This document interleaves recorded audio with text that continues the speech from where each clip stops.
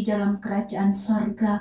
Di dalam nama Tuhan Yesus Kristus, kami bersyukur dan berterima kasih Tuhan, kalau kesempatan ini kembali kami boleh datang kepadamu. Bapa, sebentar kami akan membaca merenungkan firman-Mu. Mari Tuhan, buka mata hati rohani kami untuk kami boleh mengerti kehendak-Mu melalui firman-Mu. Terima kasih Bapa, terima kasih. Singkapkan segala yang terselubung dari firman-Mu. Dan beri kami kemampuan-Mu Bapa, untuk kami boleh melakukan apa yang menjadi kehendak-Mu di dalam kehidupan kami. Terima kasih Tuhan, terima kasih. Ini doa dan permohonan kami yang kami imani dan kami peralaskan hanya di dalam nama Tuhan Yesus Kristus yang menjadi Tuhan dan Juru Selamat kami. Kami sudah berdoa dan mengucap syukur. Haleluya. Amin. Shalom. Salam sejahtera di dalam nama Tuhan Yesus Kristus. Saudara, mari kita melanjutkan pembacaan kita di dalam Injil Markus pasal yang pertama. Yohanes Pembaptis. Inilah permulaan Injil tentang Yesus Kristus, Anak Allah, seperti ada tertulis dalam kitab Nabi Yesaya. Lihatlah, aku menyuruh utusanku mendahului engkau. Ia akan mempersiapkan jalan bagimu. Ada suara orang yang berseru-seru di padang gurun. Persiapkanlah jalan untuk Tuhan, luruskanlah jalan baginya. Demikianlah Yohanes Pembaptis tampil di padang gurun dan menyerukan, bertobatlah dan berilah dirimu dibaptis, dan Allah akan mengampuni dosamu. Lalu datanglah kepadanya orang-orang dari seluruh daerah Yudea dan semua penduduk Yerusalem, dan sambil mengaku dosanya, mereka dibaptis di sungai Yordan. Yohanes memakai jubah bulu unta dan ikat pinggang kulit, dan makanannya belalang dan madu hutan. Inilah yang diberitakannya, sesudah aku akan datang Ia yang lebih berkuasa daripadaku, membungkuk dan membuka tali kasutnya pun aku tidak layak. Aku membaptis kamu dengan air, tetapi Ia akan membaptis kamu dengan Roh Kudus. Yesus dibaptis Yohanes. Pada waktu itu datanglah Yesus dari Nazaret di tanah Galilea, dan Ia dibaptis di sungai Yordan oleh Yohanes. Pada saat Ia keluar dari air, Ia melihat langit terkoyak dan roh seperti burung merpati turun ke atasnya. Lalu terdengarlah suara dari sorga, Engkaulah anakku yang kukasihi, kepadamulah aku berkenan. Pencobaan di padang gurun. Segera sesudah itu roh memimpin dia ke padang gurun. Di padang gurun itu ia tinggal 40 hari lamanya, dicobai oleh iblis. Ia berada di sana di antara binatang-binatang liar, dan malaikat-malaikat melayani dia. Yesus tampil di Galilea. Sesudah Yohanes ditangkap, datanglah Yesus ke Galilea memberitakan Injil Allah. Katanya, waktunya telah genap, kerajaan Allah sudah dekat, bertobatlah dan percayalah kepada Injil. Yesus memanggil murid-murid yang pertama. Ketika Yesus sedang berjalan menyusur danau Galilea, Ia melihat Simon dan Andreas, saudara Simon. Mereka sedang menebarkan jala di danau, sebab mereka penjala ikan. Yesus berkata kepada mereka, "Mari, ikutlah aku, dan kamu akan kujadikan penjala manusia." Lalu mereka pun segera meninggalkan jalannya dan mengikuti dia. Dan setelah Yesus meneruskan perjalanannya sedikit lagi, dilihatnya Yakobus, anak Zebedeus, dan Yohanes saudaranya sedang membereskan jala di dalam perahu. Yesus segera memanggil mereka, dan mereka meninggalkan ayahnya Zebedeus di dalam perahu bersama orang-orang upahannya lalu mengikuti dia. Yesus dalam rumah ibadat di Kapernaum. Mereka tiba di Kapernaum setelah hari Sabat mulai. Yesus segera masuk ke dalam rumah ibadat dan mengajar. Mereka takjub mendengar pengajarannya sebab ia mengajar mereka sebagai orang yang berkuasa, tidak seperti ahli-ahli Taurat. Pada waktu itu di dalam rumah ibadat itu ada seorang yang kerasukan roh jahat. Orang itu berteriak, "Apa urusanmu dengan kami, hai Yesus, orang Nazaret? Engkau datang hendak membinasakan kami. Aku tahu siapa engkau, yang kudus dari Allah." Tetapi Yesus menghardiknya, katanya, "Diam, keluarlah daripadanya." Roh jahat itu menggoncang-goncang orang itu, dan sambil menjerit dengan suara nyaring, ia keluar daripadanya. Mereka semua takjub, sehingga mereka memperbincangkannya, katanya, "Apa ini? Suatu ajaran baru. Ia berkata-kata dengan kuasa. Roh-roh jahat pun diperintahnya, dan mereka taat kepadanya." Lalu tersebarlah dengan cepat kabar tentang dia ke segala penjuru di seluruh Galilea.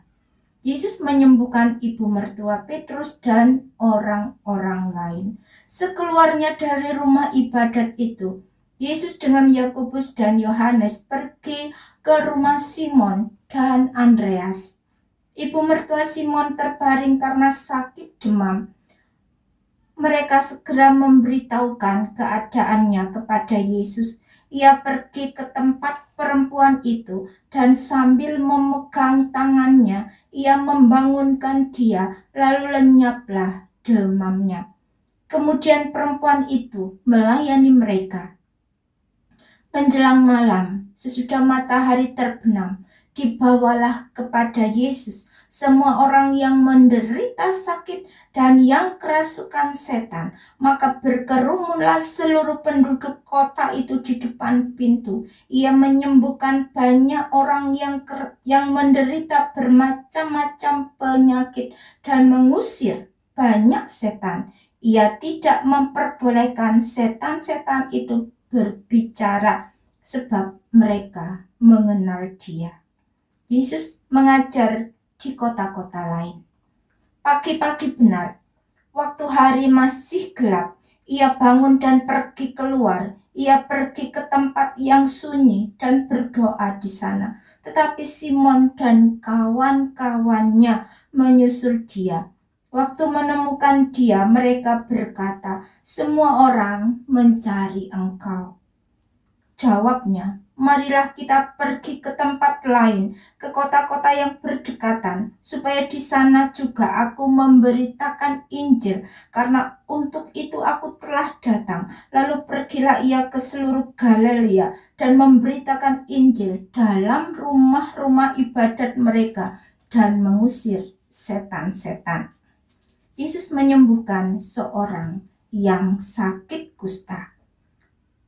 Seorang yang sakit kusta datang kepada Yesus dan sambil berlutut di hadapannya, ia memohon bantuannya, katanya, "Kalau engkau mau, engkau dapat mentahirkan aku." Maka tergeraklah hatinya oleh belas kasihan.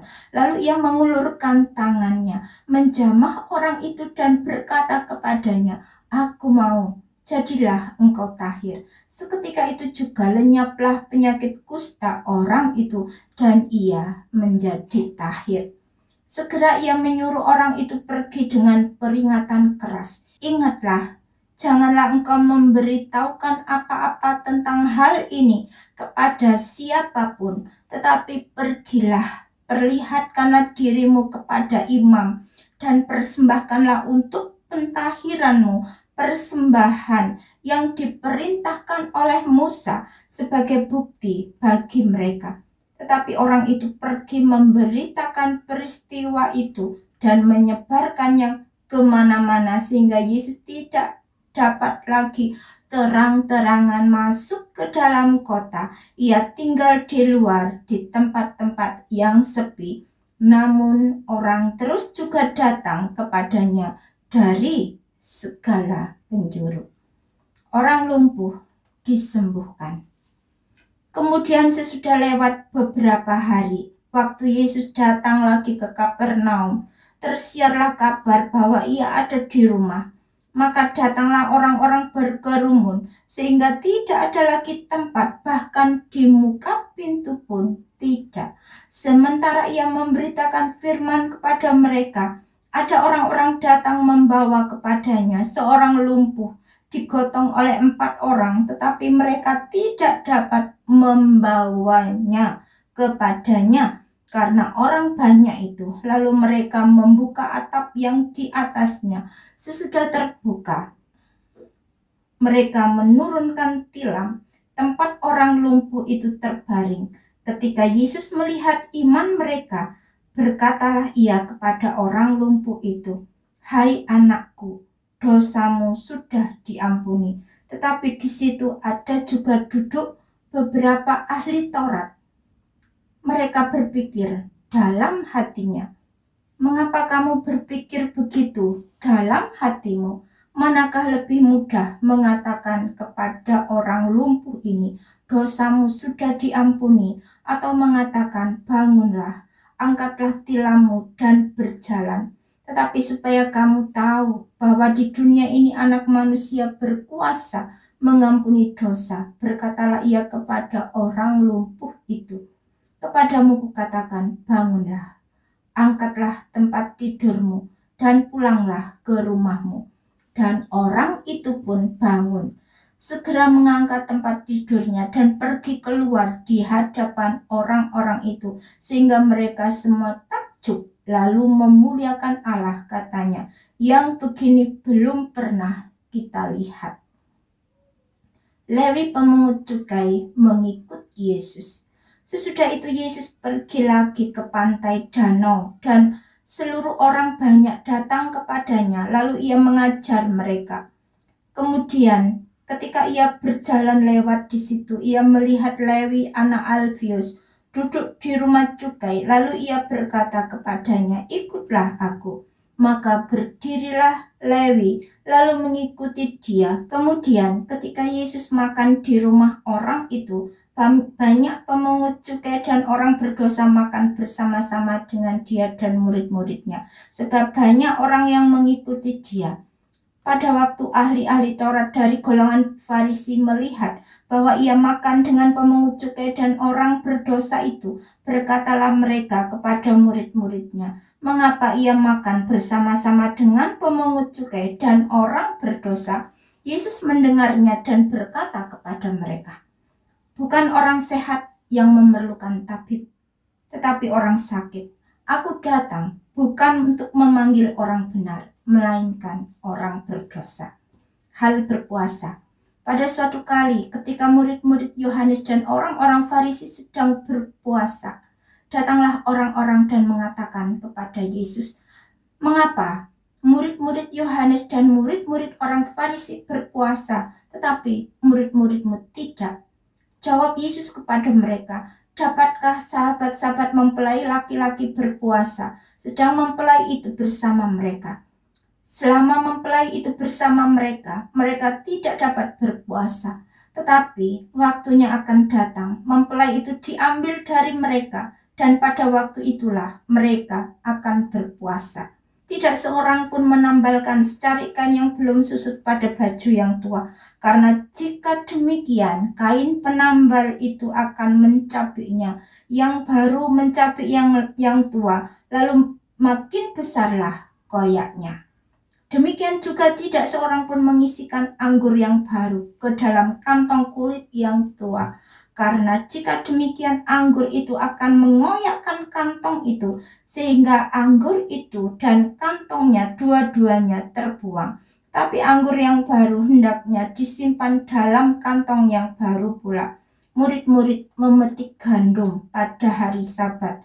Pada suatu kali, pada hari Sabat, Yesus berjalan di ladang gandum, dan sementara berjalan murid-muridnya memetik bulir gandum.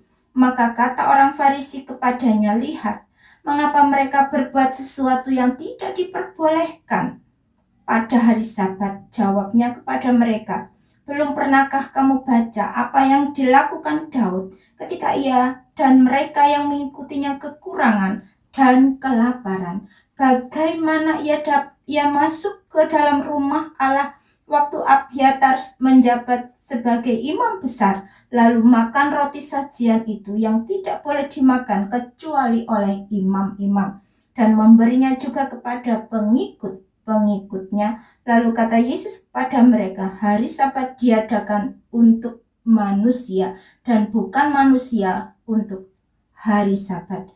Jadi anak manusia adalah juga Tuhan atas hari Sabat." Mazmur pasal yang ke-13, doa kepercayaan untuk pemimpin biduan, Mazmur Daud. "Berapa lama lagi Tuhan kau lupakan aku terus-menerus? Berapa lama lagi kau sembunyikan wajah-Mu terhadap aku? Berapa lama lagi aku harus menaruh kekhawatiran dalam diriku dan bersedih hati sepanjang hari? Berapa lama lagi musuhku meninggikan diri atasku? Pandanglah kiranya, jawablah aku ya Tuhan Allahku. Buatlah mataku bercahaya, supaya jangan aku tertidur dan mati. Supaya musuhku jangan berkata, aku telah mengalahkan dia, dan lawan-lawanku bersorak-sorak apabila aku goyah. Tetapi aku, kepada kasih setiamu aku percaya. Hatiku bersorak-sorak karena penyelamatanmu. Aku mau menyanyi untuk Tuhan, karena ia telah berbuat baik kepadaku." Pasal yang ke-14, kebebalan manusia. Untuk pemimpin biduan dari Daud, orang bebal berkata dalam hatinya, "Tidak ada Allah." Busuk dan jijik perbuatan mereka, tidak ada yang berbuat baik. Tuhan memandang ke bawah dari sorga kepada anak-anak manusia untuk melihat apakah ada yang berakal budi dan yang mencari Allah. Mereka semua telah menyeleweng, semuanya telah bejat, tidak ada yang berbuat baik, seorang pun tidak. Tidak sadarkah semua orang yang melakukan kejahatan, yang memakan habis umatku seperti memakan roti, dan yang berseru kepada Tuhan, di sanalah mereka ditimpa kekejutan yang besar, sebab Allah menyertai angkatan yang benar. Kamu dapat mengolok-olok maksud orang yang tertindas, tetapi Tuhan adalah tempat perlindungannya. Ya, datanglah kiranya dari Sion keselamatan bagi Israel. Apabila Tuhan memulihkan keadaan umatnya, maka Yakub akan bersorak-sorak, Israel akan bersukacita. Terima kasih Bapa. Terima kasih Tuhan. Bapa, kami sudah mendengarkan firman-Mu. Kiranya Bapa tanamkan apa yang baik itu di dalam hati kami. Buat kami senantiasa ingat akan Engkau Bapa dalam setiap langkah kehidupan kami. Untuk kami boleh berserah sepenuhnya kepadamu Bapa. Karena Engkau Allah yang hidup, Allah yang berkuasa di dalam kehidupan kami.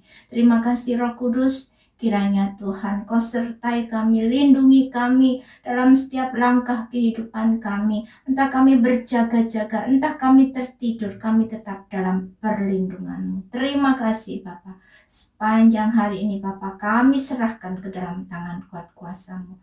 Terima kasih Tuhan, terima kasih. Di dalam nama Tuhan Yesus Kristus, kami sudah berdoa dan mengucap syukur. Haleluya. Amin.